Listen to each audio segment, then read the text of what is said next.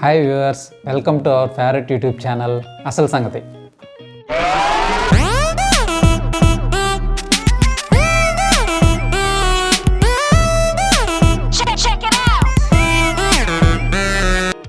ఆడవారిలో కొంతమందికి రొమ్ములో గడ్డలు లేదా కణితులు అనేవి వస్తుంటాయి. అవి వచ్చినప్పుడు వాళ్ళు ఆసుపత్రికి వస్తారు. అలా గడ్డలు వచ్చినప్పుడు అవి మామూలు గడ్డలా లేదా క్యాన్సర్ గడ్డలా అని వాళ్ళు భయపడుతూ ఉంటారు. ఎందుకంటే ఆడవాళ్లలో గర్భసంచి ముఖద్వార క్యాన్సర్ లేదా సర్విక్స్ క్యాన్సర్ అంటారు, అది నంబర్ 1 ప్లేస్లో ఉంది. నంబర్ 2 ప్లేస్లో రొమ్ము క్యాన్సర్ లేదా బ్రెస్ట్ క్యాన్సర్ ఉంది. అందువల్ల వాళ్ళు అలా భయపడటంలో అర్థం ఉంది. వాళ్ళ భయం ఎలా పోగొట్టాలి? నేను కొత్త ఐడియా చెప్పనా ఇది నిజంగా అవి మామూలు గడ్డలా లేదా క్యాన్సర్ గడ్డలా అనేది ఎలా నిర్ధారిస్తారు? మనం ఈ వీడియోలో అసలు సంగతి గురించి తెలుసుకుందాం. ఈ గడ్డలు ఎవరిలో వస్తాయి అనేది తెలుసుకుంటే మిగతా పరీక్షలు అనేవి చేయొచ్చు. ఈ రొమ్ము క్యాన్సర్ అనేది ఎక్కువగా ఫ్యామిలీ హిస్టరీ ఉన్న వాళ్ళకు వస్తుంది. ఏజ్ గ్రూప్ వచ్చి 20 ఇయర్స్ లోపల చాలా తక్కువ, అరుదు. 20 ఇయర్స్ దాటిన వాళ్ళకి మాత్రమే వస్తుంది. అలాగే త్వరగా పెద్ద మనిషి అయిన వాళ్ళని, అదే రైస్ వల్ల అయిన వాళ్ళకి, లేటుగా ముట్లుడిగిన వాళ్ళకి వచ్చే అవకాశం ఉంది. పిల్లలకి, పాలిచ్చిన తల్లులకి క్యాన్సర్ వచ్చే అవకాశం తక్కువ, పాలు ఇవ్వని తల్లులకి క్యాన్సర్ వచ్చే అవకాశం ఎక్కువ. లేడీస్ కొంతమంది హార్మోనల్ పిల్స్ వాడుతుంటారు, రకరకాల కారణాల వల్ల వాడి ఉండొచ్చు. అలా వాడిన వాళ్ళకు కూడా క్యాన్సర్ వచ్చే అవకాశం ఉంటుంది. అలాగే అమెరికా లాంటి డెవలప్డ్ కంట్రీస్లో 40 ఏళ్ళు పైబడిన వాళ్ళకి హార్మోన్ రీప్లేస్మెంట్ థెరపీ అని ఇస్తుంటారు. ఎందుకంటే ఎముకలు గుల్లబారకుండా ఉండడానికి లేదా దృఢత్వంగా ఉండడం కోసం హార్మోన్ రీప్లేస్మెంట్ థెరపీ అంటే ఈస్ట్రోజన్ సప్లిమెంట్ అనేది ఇస్తుంటారు. అలా ఇచ్చిన వాళ్ళకి క్యాన్సర్ అనేది వచ్చే అవకాశం ఎక్కువగా ఉంటుంది. మన ఆహారపు అలవాట్ల ప్రభావం కూడా రొమ్ము క్యాన్సర్ మీద ఉంది. ఆహారంలో ఎక్కువగా కొవ్వు పదార్థాలు తీసుకునే వాళ్ళకి క్యాన్సర్ వచ్చే అవకాశం ఉందని తేల్చారు. అలాగే ముట్లుడికిన తర్వాత కొంచెం ఫ్యాట్ ఎక్కువగా ఉన్న లేడీస్కి కూడా రొమ్ము క్యాన్సర్ వచ్చే అవకాశం ఉంది. ఇలా ఈ కారణాలు ఉన్న వాళ్ళల్లో మనం ఇలా గడ్డలు వచ్చినప్పుడు అవి మామూలు గడ్డలా లేదా క్యాన్సర్కి సంబంధించిన గడ్డలా అనేవి ఎలా నిర్ధారిస్తాం? ఎందుకు నిర్ధారించాలంటే ఎర్లీ స్టేజ్లో కనుక రొమ్ము క్యాన్సర్ని కనుక్కోగలిగితే ప్రాణాపాయం నుంచి బయటపడతారు. ఎందుకంటే లేడీస్లో ఇది 2వ అతిపెద్ద క్యాన్సర్ మరణం. నాకు ఏడుపు వస్తుందిరా. ఎలా కనుక్కోవచ్చు అంటే దీన్ని ట్రిపుల్ అసెస్మెంట్ అంటాం. అంటే ఫస్ట్ది వచ్చి క్లినికల్గా ఎగ్జామినేషన్, పరీక్ష చేయాలి. రెండోది రేడియోలాజికల్ ఎగ్జామినేషన్, అల్ట్రాసౌండ్ ద్వారా కానీ, సిటీ స్కాన్ ద్వారా కానీ, ఎంఆర్ఐ స్కాన్ ద్వారా కానీ, లేదా మ్యామోగ్రఫీ అని ఉంటుంది, ఒక ఎక్స్రే లాగా తీయడం ద్వారా కానీ.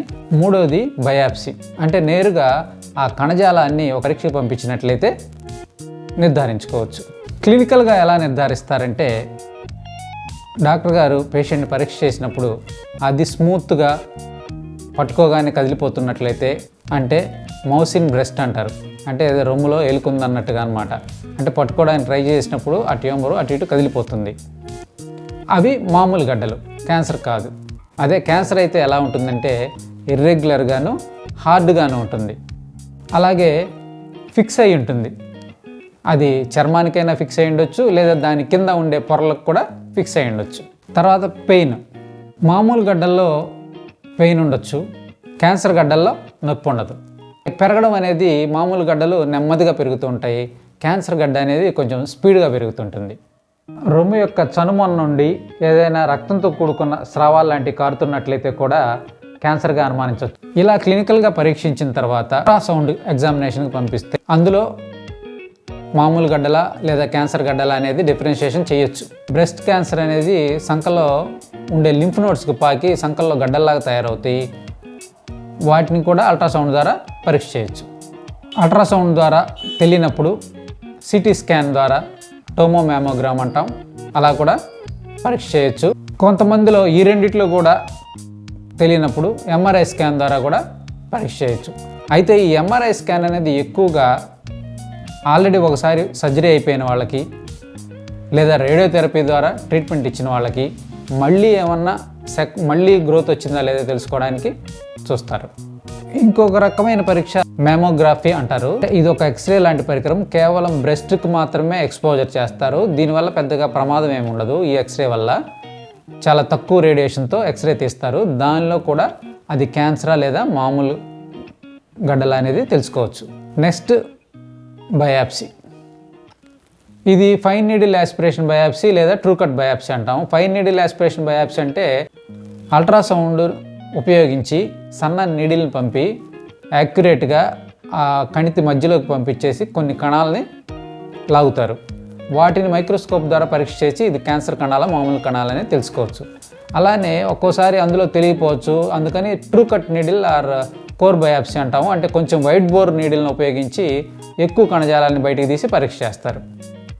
అలా చేయడం వల్ల కూడా అది క్యాన్సర్ కణాలా లేదా మామూలు కణాలా తెలుసుకోవచ్చు. సో క్యాన్సర్ అనేది నిర్ధారించాలంటే ఏదో ఒక్కటి సరిపోదు, ఖచ్చితంగా ఈ 3 చేయాల్సిందే. దాన్ని ట్రిపుల్ అసెస్మెంట్ అంటాం. కేవలం క్లినికల్ ఎగ్జామినేషన్ చేసి అవి క్యాన్సర్ గడ్డలు కాదులే, భయపడాల్సిన పని లేదని చెప్పినా వాళ్ళకి ఏదో ఒక మూల భయం ఉంటుంది. కాబట్టి కన్ఫామ్గా నిర్ధారించడం కోసం మిగతా టెస్ట్లు అయినటువంటి రేడియలాజికల్ ఎగ్జామినేషన్, బయాప్సీ అనేది చేసి ఖచ్చితంగా ఆల్మోస్ట్ 99.9% ఖచ్చితత్వంతో క్యాన్సర్ ఉందో లేదో చెప్పొచ్చు.